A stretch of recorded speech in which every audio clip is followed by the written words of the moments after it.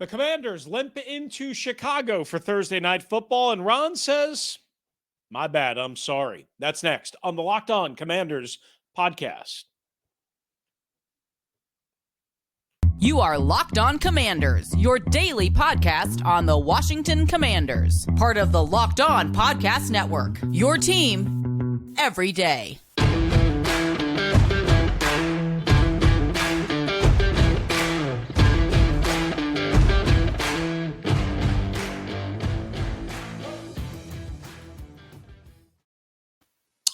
All right, Commanders fans, welcome one and all to the Locked On Commanders podcast, part of the Locked On Podcast Network, your team every day. We are your daily podcast covering the Washington Commanders, free and available on all platforms, including YouTube, Audacy, and the new WUSA 9 Plus app. Your CBS affiliate in Washington, D.C. has a new streaming app that's a game changer for local news and sports all throughout the DMV. Download the WUSA 9 Plus app from your Roku or Amazon Fire TV stick. No matter how you're joining us, we thank you for making us your first listen and your first view of the day. My co-host David Harrison is off for the next two editions of LOC. He'll return from Soldier Field late Thursday night into Friday for the Friday episode, post-game episode of the Locked On Commanders podcast. David traveling for the Commanders and the Bears. Check him out, SI.com's Fan Nation and Commander Country. Meanwhile, I'm Chris Russell, one half of the Russell and Medhurst show with Pete Medhurst, which you can find Monday through Friday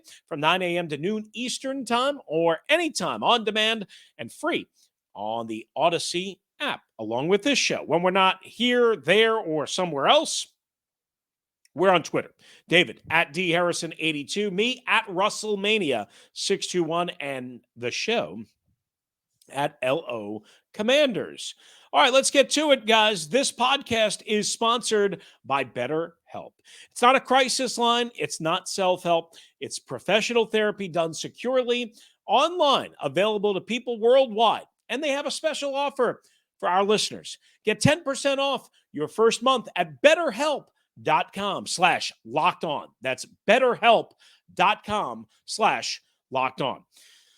All right, so on Tuesday, Ron Rivera met with the media, and he apologized for his quarterback answers and explanation about Carson Wentz on Monday. In case you missed the whole controversy, of course, we covered it in basically real time right after Rivera spoke on Monday afternoon at the team facility on our last episode. Please go back and check that for a rewind on that, so you basically have an idea of what our initial spin was, with some time to think about it and some time to kind of wonder about things. Here's what I'll say. Ron apologized on Monday, or Tuesday, I guess, about what he said on Monday. He said basically, it's mea culpa, I caused a bit of distraction, but he said his comments were misconstrued. He wanted everybody to be very clear about being misconstrued. And here's the problem with that. He had many opportunities to exactly clear up what he meant. And he kind of did, but he didn't really. He kind of did by saying, no, guys, which is a Ron Rivera thing, by the way, in case you don't know. He said, look, teams like the other three teams in the division have built around their quarterbacks. That's what I meant, essentially. The problem is, again, as it was pointed out, and multiple questions were asked subsequent to his very terse answer of quarterback, which he answered. Nobody forced him to. Nobody asked him. Nobody was expecting that answer, quite honestly. Basically, he never really explained. He just said, no, those teams are in better position because they were able to build around their quarterback, to which it was pointed out, wait a second, Cooper Rush has played the last 4 games for the Cowboys, and the Cowboys are 4-0. And Daniel Jones, nobody exactly looks at him as a franchise quarterback. Even Brian Dable and Joe Shane don't look at him as a franchise quarterback because, well, they didn't give him the 5th-year option, right? It's a free agency year. It's a walk year for Daniel Jones. And so far, off to a 4-1 start and playing pretty reasonable. So it's good that Ron took responsibility for his somewhat, if not completely, reckless comments. But let's, again, be perfectly clear. Just because you say I'm sorry, i.e. Dan Snyder division, doesn't mean it goes away. Doesn't mean the hurt, doesn't mean the sting, doesn't mean the impact just goes away, right? I mean, a lot of us can say sorry for whatever, but sorry doesn't always cut it. It's a positive step.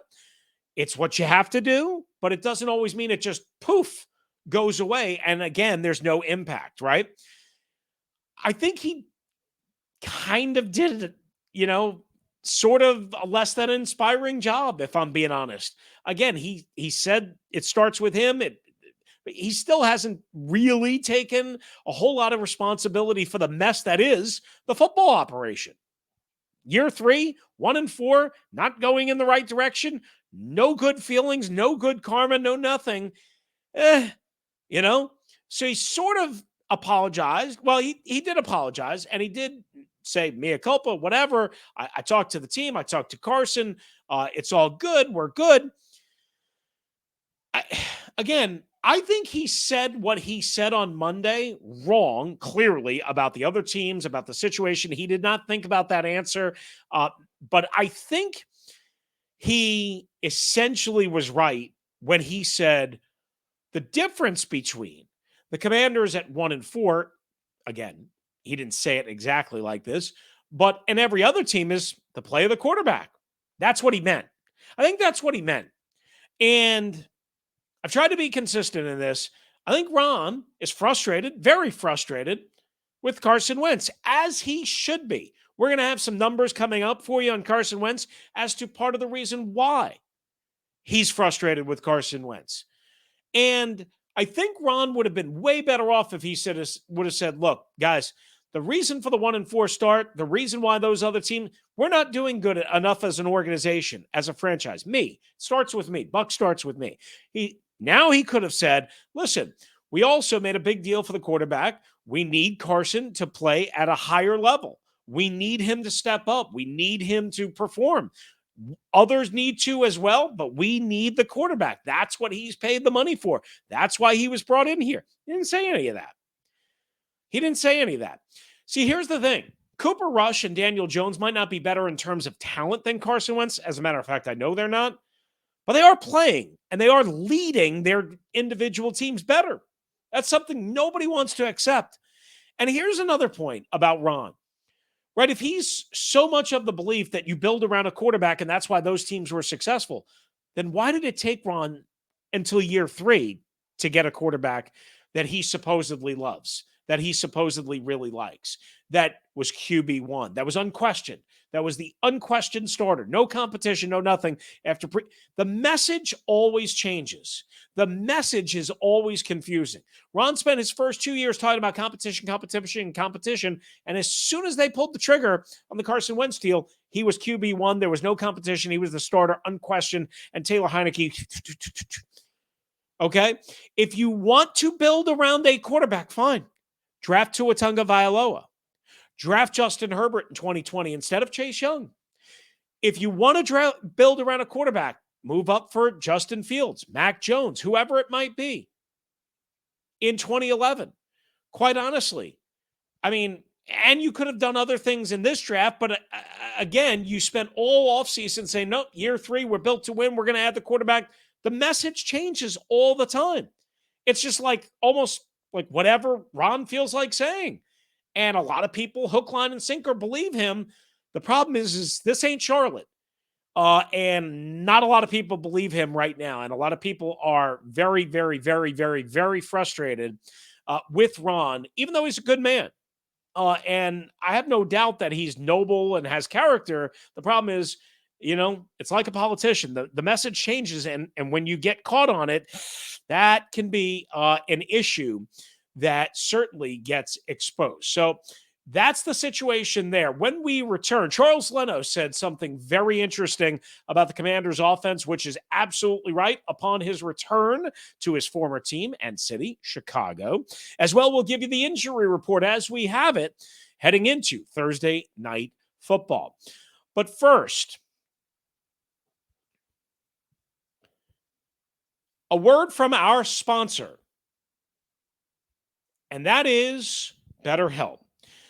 So I struggle with feeling worn down and the ability to do everything that's expected of me, right? A lot of pressure.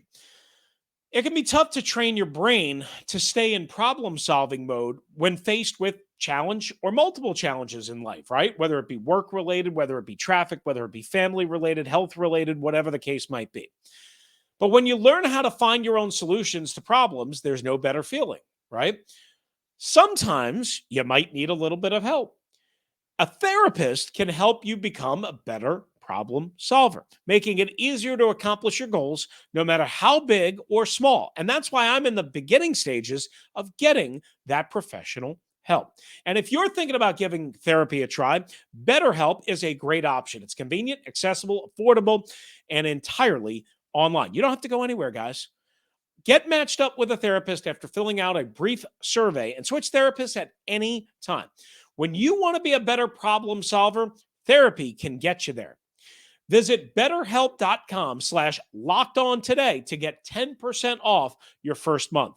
That's BetterHelp, betterhelp.com/lockedon.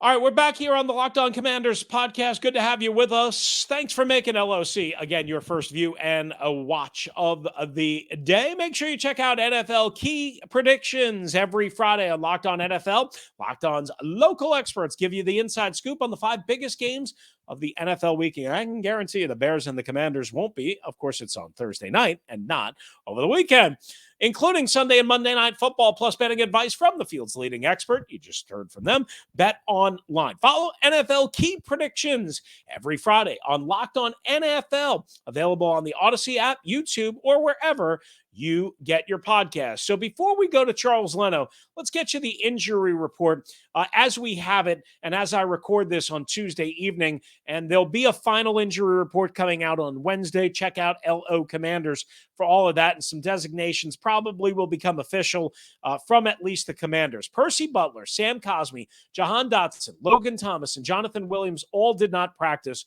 on Tuesday. Out of that group, Logan Thomas was estimated as limited on Monday. So for whatever that means, that was only if they would have practiced. They did not. De'Ami Brown, Christian Holmes, William Jackson III, David Mayo, and Carson Wentz were all limited on Monday and Tuesday, with the exception of William Jackson III, who, of course, was benched on Sunday, said it was because of back issues, but was listed as a potential full participant on Monday, again, as an estimation. But then he was back down to limited on Tuesday. Kind of weird, right? Kind of strange. Doesn't make sense. Doesn't make sense. But that's the injury situation. We'll keep an eye on Carson Wentz. If he gets dumped on the shoulder, on his throwing shoulder, or if he's struggling, maybe that could be a huge, huge storyline, both locally and nationally, on Thursday night and Friday morning. Now, the Bears did a walkthrough on both days, Monday and Tuesday. Washington, again, practiced on Tuesday. The Bears activated earlier in the week former first-round receiver N'Keal Harry, who they traded for from New England over the offseason. Jalen Johnson's a key defensive back. He practiced with a full designation. Again, they only did walkthroughs, and is expected to return after missing the last 2 games. All right, let's get to something Charles Leno said. Charles Leno was let go by the Chicago Bears before the 2021 season, actually during free agency, and Leno signed with Washington on then like a 1-year, $4 million deal. He said of Washington's offense on Tuesday, quote, "Too many times it's 2 steps forward and 5 steps back. We can't have that in our offense." And what, end quote. And what Leno is talking about is the penalties, the sacks, the mistakes, the missteps, the missnaps, everything. He's 1,000% correct. It's everything we've all been talking about. This offense is not good enough and consistent enough to overcome shooting itself in the foot time and time and time again. Let me give you a couple of notes on Carson Wentz. You may already know this, but just in case you don't and you're not thinking about it, Carson Wentz is 1 interception away from tying, guys, his entire season mark of last year at 7 That's right. He's already got 6 this year through 5 games. You know how long it took him to get the 7? 17 games last year. That's right. Played 17 games for the Colts, 7 interceptions. He did lose 5 fumbles last year, so he had 12 turnovers, but he's already got 6 interceptions through 5 games. And of course, what happened at the very end last week. So again, he's one interception Thursday night away from tying his season mark of last year. Along with that, he's been sacked 20 times, 3 intentional grounding. He's fumbled 6 times, 7 unofficially because he was charged with 1 initially, but then they took it away, and he's lost 1 fumble. He has 72 fumbles in his career, with 29 lost fumbles in 90 career games. 72 fumbles in his career in 90 career games. That's not 1 per game. It's not that far away from 1 per game. And that's where the buck stops. And that's what I think Ron meant. And Ron said it wrong and made it worse and didn't take enough accountability on Monday, did on Tuesday. And Carson Wentz says everything's fine and coach is great. And coach was very clear and blah, blah, blah, blah, blah. We'll see what happens out of this particular situation. Bottom line, Ron Rivera needs to coach better, manage better, and Carson Wentz needs to play better, and so does everybody. Now a look at the Chicago Bears. They're coming off of a loss to the Minnesota Vikings. They're 2-3. They've lost 2 in a row, but they were at least spunky on Sunday against the Vikings. Now, they were down early and down significantly early. Justin Fields only has 49 pass completions in 5 games, guys. That's an average of less than 10 a game. Not good. 3 touchdowns, 4 interceptions. He's been sacked 18 times, right? So Carson Wentz has been sacked, 20 times. Justin Fields has been sacked 18 times. 1 fumble lost. He's got a 73.1 quarterback rating, but he does have 194 yards rushing and a score. We know his athleticism. We know he can break you down. Washington did a pretty good job, all things considered, the last time they faced a very mobile quarterback, and that was, of course, against Philadelphia, right? But the Chicago Bears, while they don't have a lot of household talent, while they lost Allen Robinson in free agency and Cole Kmet is, I think, banged up, they do have now David Montgomery back. And he came back in the last game against Minnesota, and he had a touchdown run from, I think it was 8 or 9 yards out right up the gut, and also had a screen left in that game for a nice gain. And that is one area that I worry about a little bit. While the emphasis will be on stopping the run, controlling Fields, keeping them in the pocket, will Washington get burnt on the screen game, kind of like they did against Tennessee? Remember the back-to-back plays that ultimately led directly to a touchdown? Derrick Henry for plus 24, the play that John Bostic kind of got trucked in open field on, and then the very next play to Derrick Henry's backup that went, I think, 13 or 14 yards for the score.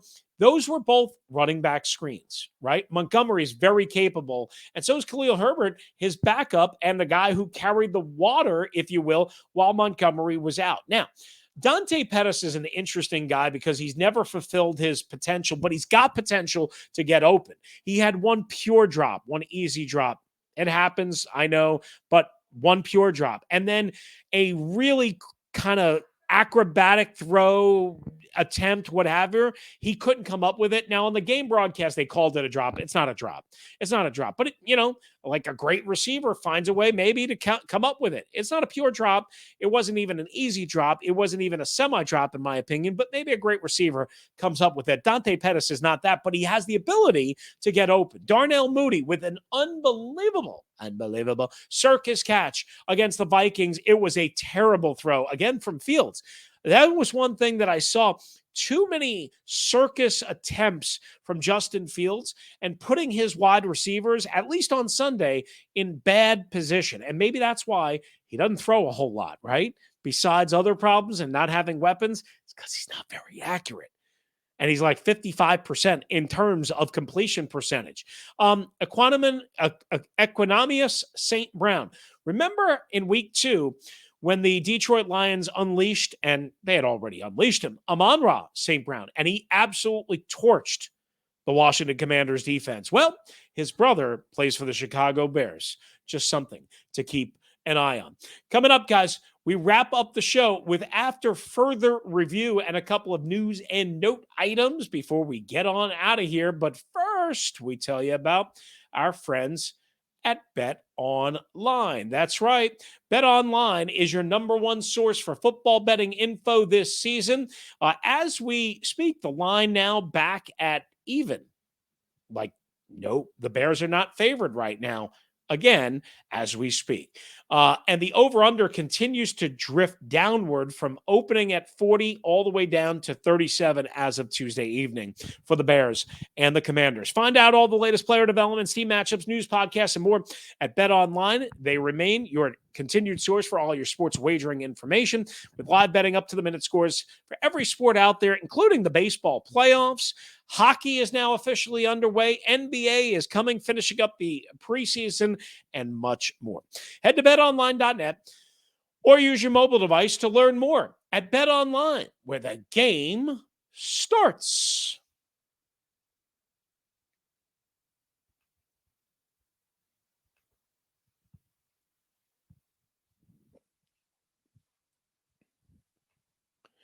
All right, wrapping up the Locked On Commanders podcast. Again, thanks for being with us. David Harrison will return on Thursday night and a Friday morning for the Friday episode from Soldier Field in Chicago, where the Commanders and the Bears go against each other on Thursday Night Football. So we started a feature called After Further Review on last week's edition, and it's designed basically to take a little bit of a deeper look into an interesting situation, a coaching decision, a sequence, some sort of something, right?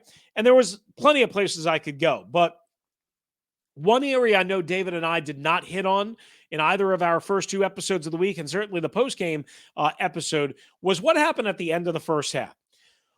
The Commanders could have had more time, could have had an opportunity to score, chose not to at the end of the first half, and as a matter of fact, got scored on. But if you go back and you kind of look at what happened after the 2-minute warning, the Tennessee Titans are at the end of a long drive or towards the end of a long drive, right? And they have all their timeouts, and Washington doesn't use any of their timeouts either to give their defense, which may have been gassed, a break, or to save time on the clock. So what happens is at 1 minute and 32 seconds, Derrick Henry runs inside the Washington 10 for an 8-yard gain. That's where Tennessee uses their first timeout. Washington has not used a timeout at this point, but again, that play started at 1:32, and now after using the first timeout, which they do all the way at 59 seconds, so 30 plus seconds drift off the clock before Tennessee uses I thought Mike Vrabel did a bad job in that regard. Then Tennessee has first and goal from the Washington 9, and again, they run Derrick Henry for a 2-yard gain to the Washington 7, which then Ron Rivera uses his first timeout, stopping the clock 5 seconds after that play started, 59 seconds to 54 seconds.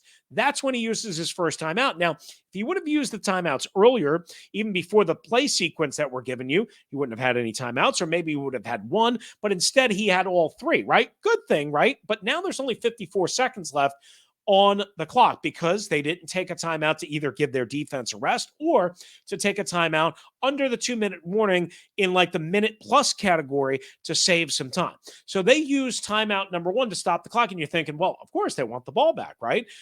But they still have to play defense. So Tennessee comes out, 54 seconds left, 2nd and 7. They run a flat route to the left side. Derrick Henry gets tackled by Jamin Davis right before the goal line, inbounds. So the clock's still running and they're short. And Tennessee again wastes 34 seconds off the clock before they call timeout number 2. Again, both teams did not handle this well in any way, shape, or form because that play did not take 36 seconds. I can tell you that.